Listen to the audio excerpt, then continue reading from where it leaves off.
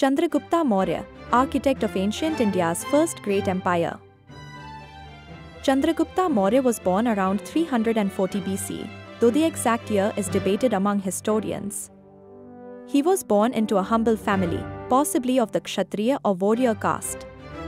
According to some accounts, he was born in the region of Patliputra, modern-day Patna, Bihar. His early life is shrouded in mystery, but it is believed that he was discovered by Chanakya, a Brahmin teacher and political strategist. Chanakya, also known as Kautilya, played a pivotal role in Chandragupta's rise to power. Chanakya was a brilliant scholar and strategist who had once been humiliated by the Nanda king, Dhanananda, the ruler of the Nanda dynasty. In revenge, Chanakya vowed to overthrow the Nandas and sought a young and capable leader to challenge their rule. He found Chandragupta, whom he believed had the potential to become a great king. Chanakya not only mentored Chandragupta in matters of statecraft but also helped him organize a rebellion against the Nanda dynasty. Chanakya is believed to have written the Arthashastra, an ancient treatise on statecraft, economics, and military strategy, which guided Chandragupta's rule. With the support of Chanakya and a growing army, Chandragupta successfully overthrew King Dhanananda of the Nanda dynasty around 321 BC. This marked the beginning of the Maurya Empire. Chandragupta's victory was significant because it ended the rule of the Nanda dynasty, which had been in power for over a century, and paved the way for a more centralized and efficient empire under the Mauryas. Once Chandragupta became the ruler of Magad, he laid the foundation for a vast empire. He established his capital at Patliputra, modern Patna, which would become the heart of the Maurya Empire. He also sought to expand his territory beyond Magad. One of the most notable aspects of Chandragupta's military success was his conflict with the successors of Alexander the Great, who had conquered parts of northwest India. After Alexander's death in 323 BCE, his empire fractured and his generals took control of different territories.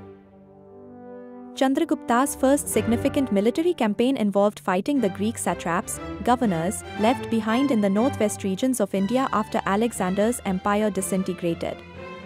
Chandragupta, with Chanakya's advice, led a series of military campaigns against the Greek rulers in the northwest, including Seleucus I Nicata, one of Alexander's generals who controlled a vast territory from modern-day Turkey to Afghanistan.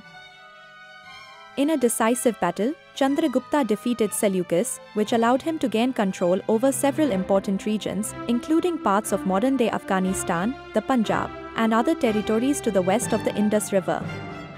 Following the battle, a peace treaty was signed in which Seleucus ceded his territories to Chandragupta in exchange for 500 war elephants. This victory significantly expanded the Maurya Empire's borders and cemented Chandragupta's position as a powerful ruler. Chandragupta Maurya's victories allowed him to expand his empire from the northern regions of India, including modern-day Pakistan and Afghanistan, to the Deccan Plateau in central India. His empire eventually stretched from the eastern coast of India to the western borders of the Indian subcontinent.